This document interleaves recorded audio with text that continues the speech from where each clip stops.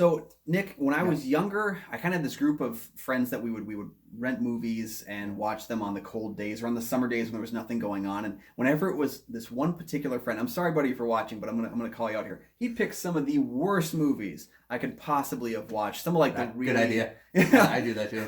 He'd pick these movies though that were like, I think they like embodied a lot of things that like he wasn't a very good dancer, so he'd get us like Step Up and You Got Served, and like he Great. wasn't very good at driving, so he'd get the License Fast to and Drive Furious movies or like things like yeah. this that didn't pertain to me a lot.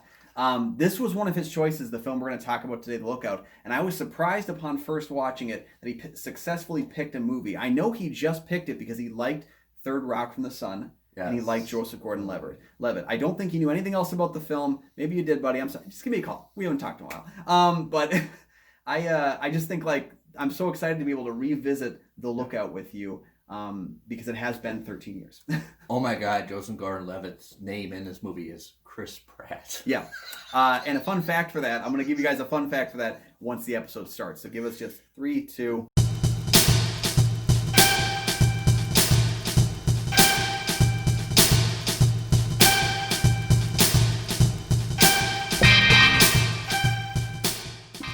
All right, guys, welcome back to the show. I'm Kyle Goethe from GoatFilmReviews.com, and with me, as always, I'm Nick from the St. Paul Filmcast, and this is one of the first movies that Joseph Gordon-Levitt carries. Yeah, headlines. Definitely. This is before this. He was a big star in 30 Rock the Sun. He's an accomplished child actor. He did a movie Brick with Ryan Johnson, and then he did another movie that's very under the radar. I don't think anybody really remembers. Mysterious Skin. This is the third one that he did that he actually headlines, called The Lookout, directed and written by Scott Frank. And so, fun fact, because I got to give this to you guys. I'm so excited about this. Chris Pratt applied for this role. Shut up. And he didn't get it. It's like Charlie Chaplin entering a Charlie Chaplin lookalike contest and placing second. It's just, it's too great of a fun fact to even get with. Pratt. Did he give him a hockey jersey? Like he never got the call back. Oh he my just God. never got the call back. But you know what? In all fairness, Joseph Gordon-Levitt's a great actor, so I'm just more than happy. And I think he works well with Scott Frank. He's kind of got this look that matches what Scott Frank has been doing as a writer. This is his first film. He's only done 2 features. We know Scott Frank from Out of Sight, one of our previous episodes.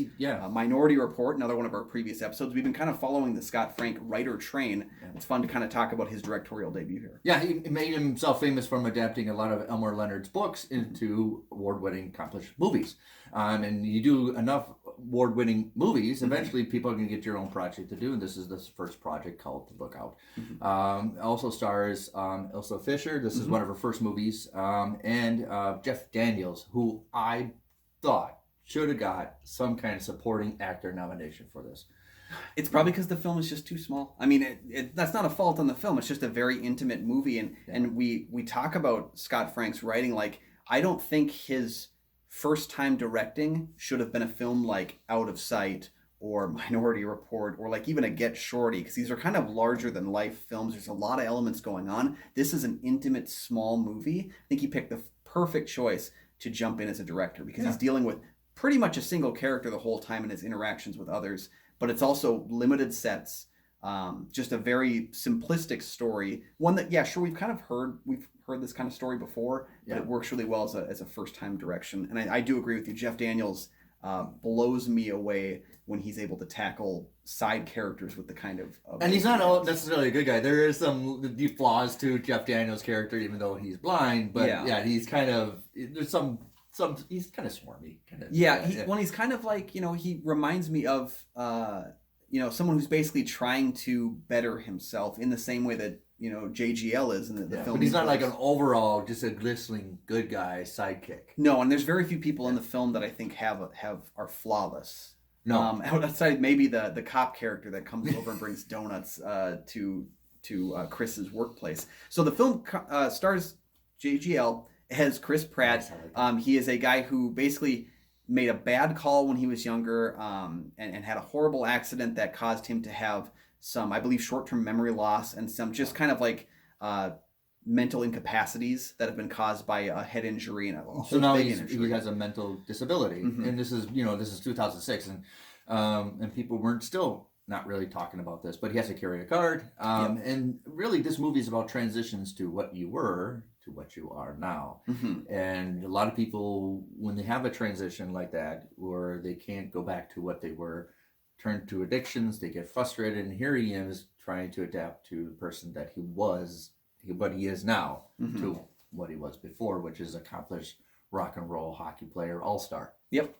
Yeah, very different hockey connection to our previous film, Mystery Alaska. I don't think I had enough hockey in this one. Yeah, we get that shot hint it really of it. good. Yeah, we get that hint of it, and it just kind of like it's a reminder of like the realm that we're dealing with. Yeah, Chris Pratt's character in the film is very very interesting to me because we don't usually get a person who's dealing with mental deficiencies on like our main stage, and I think Gordon-Levitt does a great job of kind of finding those nuances to what he's doing and showcasing the very real pain that comes with one of these injuries. It does, and it really believable because he doesn't is not completely disabled. Yeah, he is aware of it.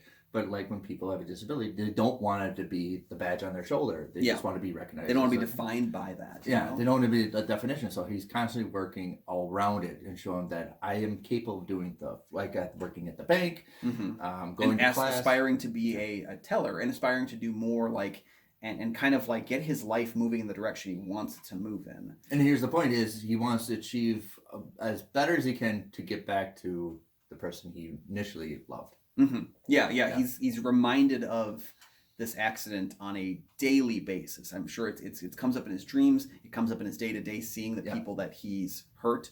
And it's tough because he's not the same person who caused this accident. Like that's one thing that it kind of has humbled him a little bit in that he knows the pain he caused as the previous version of Chris. Now he's new Chris, but he's got to try and like wiggle his way into normality. One of the interesting ways how they show that struggle with the character of Chris Pratt is windows and mirrors, and one of the first shots you see in the movie is the side mirror of his girlfriend at the time before they go on their jury, and like side mirrors are showing what's going to happen, what's happened back to you. And it's a nice visual representation of how the story is going to progress. And then he sees himself in the mirror and he doesn't like that. What he sees, and he recognizes, oh, that's right. A lot of windows and mirrors play a big role in this movie, especially when the climax of him being the legitimate lookout in the mirrors and everything, windows and stuff like that. So it's a wonderful play on enhancing the story, and I think it does it really well. In fact, the interrogation, like talking to the window when they're in the car, and then you see the Jeff Bridges character and stuff like that. So it's a wonderful mark that I caught. This is my second viewing that I didn't catch the first time. Yeah, I don't think I did. I don't think I saw it either in that way, and I think that's just the mark of added time to what this film has offered us. We talked about Jeff Daniels and him. I think we got to mention the great chemistry that they both have. The two characters are written very well in that they each have different problems in their life that they're working through, and they have this symbionce, which is really kind of interesting. In that Jeff Daniels' character Lewis is, he's blind, so he is trying to train Chris on how to do things like cook dinner so that when he comes home he doesn't have to do it himself. And knowing that Chris is struggling with some of these issues of he can't figure out how to open a simple can of tomatoes, and I felt that frustration. I felt like I wanted to kick something while also watching this pot that's like heating up on the stove that doesn't have anything in it and it's going to burst into flames. So I'm a forgetful brain. I usually wear my keys around my neck, and I forget my keys all the time. And I've done the cars and the key in the car. I forgot how to make, and I'm a lefty. Now you don't have a can opener that works, and so I totally relate to the frustrations that are related, even though it's projected at him. But I relate to the problems of locking your keys in the car, and the frustrations of it's a simple can opener and I'm left-handed and I can't do it. Yeah. So it's a lot of, even though it's his problems, you can probably relate to a lot of frustrations that he has to deal with. And I think incomes then are, I think it's obvious to say, our antagonist in Matthew Good's character Gary, because it's very much, we know from the moment we meet Matthew Good's character that he's not a good person and that he is taking advantage. It's referenced the first time we see him on screen.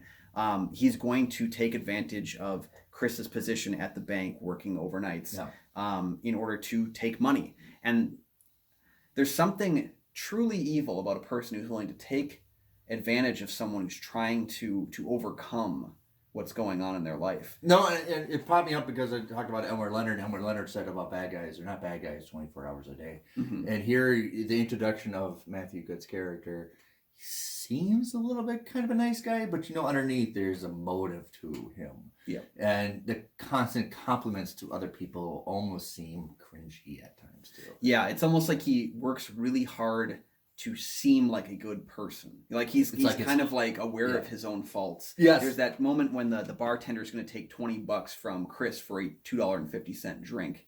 And Chris's mind just kind of tells him, like, I don't want to deal with trying to get change. I just take whatever the money I gave you is. Yeah. And Matthew Good's character, Gary, stops him and says, give him the money back. Like, he does this good Samaritan role. Yeah. And there's a sinister element to everything else that pervades that scene where he's doing a good thing, but you just don't trust him.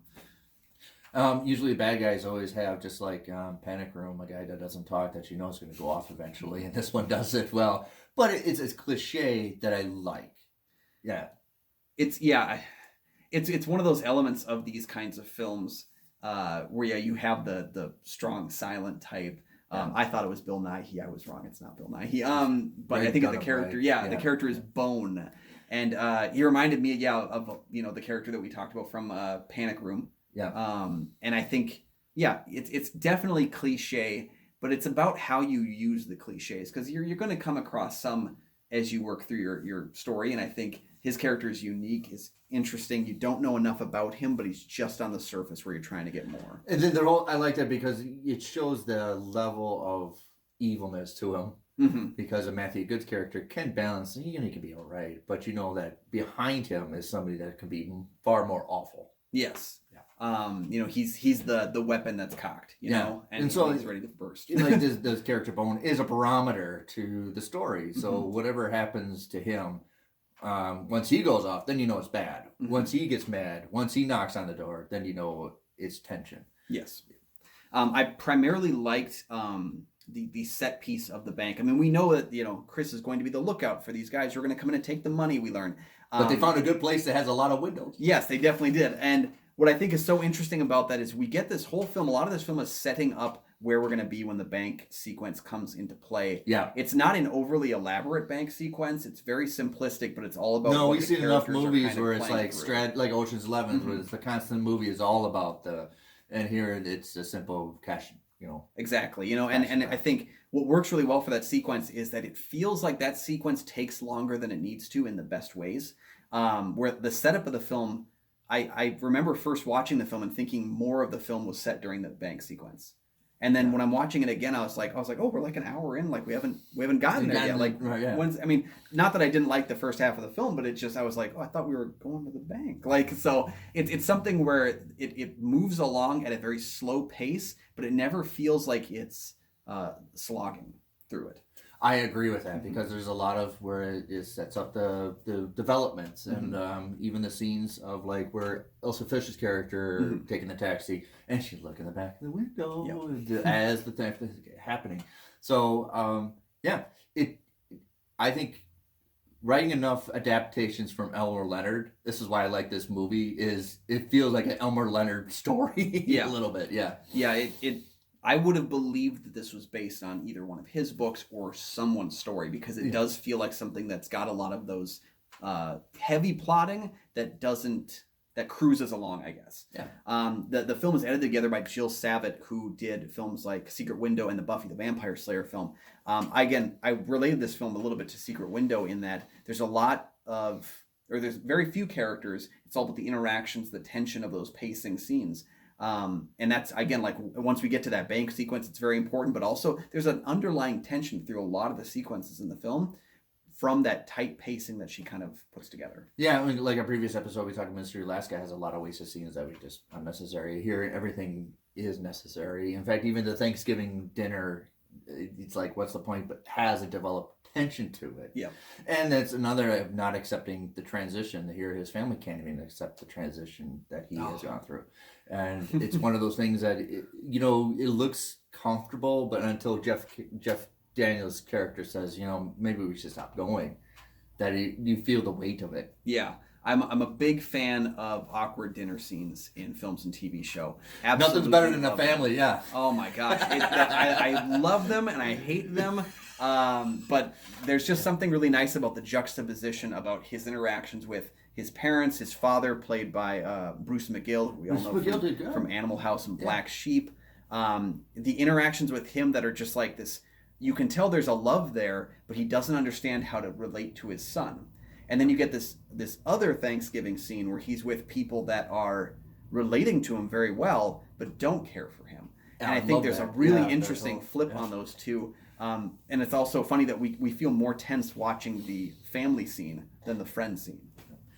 You know, one of my interest things is looking for conscientious characters, and I think Jeff Daniels fits the bill here. He's trying to explain story writing to Chris Pratt as we're watching the story. It's one of the things, and he talks about how a lot of good writers, including Elmore Leonard, start from the end and work backwards. And here he encourages Chris Pratt in the movie start working backwards, and it saves him. Yes. In fact, that whole sequence, saved the writing whole sequence and how it is used in the film multiple times to kind of like showcase Chris's psyche as he's working through these problems is very cleverly done, and it subverts my expectations. Like again on this rewatch just as much as it did the first time. We go through with he starts the film with I wake up, I brush my teeth, I shave. Like he goes through his daily routine, and we're thinking that he's just talking about the monotony of his day. But then we come to realize that his day, he wakes up multiple times just in that, like, he can't seem to get the order of things correct. And it's a heartbreaking sequence because when you realize what's going on, it kind of breaks you down. It's very convincing. But then how it's manipulated the second time we see that sequence come up, the third time, and again at the end of the film when we see the sequence changing with how he's kind of putting the pieces together. I always talk about, especially me being a writer, you got to think algebra, like one side of the equation and the other, so you can flip it. And I think when Scott Frank wrote this, that he's thinking one side of the equation of the steps that maybe as a writer you have to think of the opposite steps, and it's played out beautifully on the screenplay. Definitely, yeah. Overall, just this is a very cleverly put together, simple narrative that's done in a unique and interesting way. We've seen these kinds of concepts before, the Lookout, the bank robbery movie, but I don't know if we've seen it with this unique cast of characters. It's very refreshing original film. Yes, and it's aided by a really great score from one of my top composers, James Newton Howard. I'm a big Newton Howard fan, and I think part of the score feels like it's almost a precursor to Trent Reznor's work on The Social Network. There's a very beat, beat, beat, beat, beat kind of going through as we put the pieces together. It's a ticking clock, if you will. Especially when you work about steps, you need something that has a 4/4 beat to it. Yep. And of course, Newton Howard also did work on the Dark Knight trilogy, kind of with Hans Zimmer a lot, and I think getting that kind of the beating of that too works really well. It's a fantastic score that is very underlying, uncut, and you don't really feel it in your ears. You feel it like in your senses right here. So one of the nice things I want to mention before we go, this black and white played beautifully in the movie during the climax of the bank having gold and black as essential thing, but the police car having black and gold, and how these two environments are coming together and they're going to clash. I think it's of course the cop car is going to be black and white, and of course inside is going to be black and white. I love that play. Yeah, it's a good cinema visual mark, especially for filmmakers, and especially for a screenwriter who's doing his first feature. That's we talk about first features a lot and where you came from before that. If you're a screenwriter, you tend to be more focused on, let's get the dialogue snappy, let's get everything, let's focus our energy on the dialogue. If you're an actor turned director, you focus on the performances, and that doesn't always mean this, but sometimes it can mean that your first film is very good at that one element, but you don't notice the things that are wrong with it. Again, we have this all the time in film. We're like, you need that like training session with that first one. So it's neat to know that Scott Frank kind of has learned things from his previous work. He's probably spent some time on set kind of learning the tricks of the trade as well. I would think this, after we talked about this, I think it's a little autobiographical. I mean, obviously Scott Frank is not talking about disability, but him transitioning from just being adapting screenplays to writing an original screenplay. Are you accusing Scott Frank of robbing a bank? No. No, that's actually good though. Yeah, like learning and kind of his role in putting together the pieces, putting together the order of operations, if you will. Yeah, and being a script doctor. Overall, for me, this is a high recommendation. This is not a popcorn flick. This is actually filmmaker's filmmaker. Yeah. Yeah. But I also would say that I definitely, I was chewing down some popcorn myself because the tension was just so darn palatable. Definite recommendation for me as well. I'm really glad I got a chance to revisit this film. I picked up a copy of this thing back when Blockbuster closed, and I was just waiting for the day I could finally open it up and watch it again. So that was great to do that today here with you. And it sealed the deal that Joseph Gordon-Levitt can carry a movie. Yep, which is great for when he followed it up with his role in G.I. Joe: The Rise of Cobra. Well, I wish he'd go back. I wish he'd kind of go back to doing indie films. Yeah, I agree. Or at least, I got to assume that he's made enough money off Third Rock from the Sun that he can live off of that. You know, like because those shows when they repeat on TV, you make that money forever and ever. And I got to assume that he can be a little bit more selective with his film choices. But we have seen a lot of good, solid work from him. He's made great friends with Rian Johnson, appearing in a lot of his films. He does kind of make friends in the world. He's done a lot of Chris Nolan work too, and I think Chris Nolan is the most expensive indie director there is, just because he feels like he's kind of trying new things, and I just like seeing JGL trying new things. Yeah. So overall, it's a strong recommendation. We both like it. Thumbs up to The Lookout. Yes, definitely thumbs up.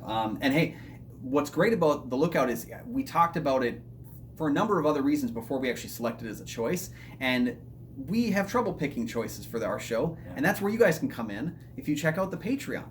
Patreon.com/Kyle Nick on Film. You can join us there for tiers as low as $1 a month and help support the channel. If you do that too, you also get a chance to kind of let us know what you'd like us to talk about. Yeah, you get to pick. Yeah, we could talk about grilled cheese for about an hour and a half if we wanted to, but it'd be better if you tell us what movie you want us to talk about, because I think we can go somewhere with it. And then we can kind of get the ball rolling with you guys as well, because again, we watch tons of movies a lot of the time, and being able to narrow it down to just a couple of choices every month is really tough. And you know what? We want to know what you guys want to talk about, because, hey, we talk about everything. If you also like this content, go ahead and drop us a like, click that subscribe, and you can be a part of every single new episode that drops. You don't have to wait for it. It's like right there for you as soon as it drops. And let us know in the comment section below, have you seen The Lookout? If not, go watch it first, then come back and tell us. Because we'd absolutely love to hear your thoughts on this film. It's a very fun experience to be able to look at these comments and share them with you guys as well. So that's it for us, guys. You can find all my many film reviews on goatfilmreviews.com. And you can find the St. Paul Filmcast on iTunes, Stitcher, Google Play, and Amazon Radio. This is Kyle and Nick. Looking out.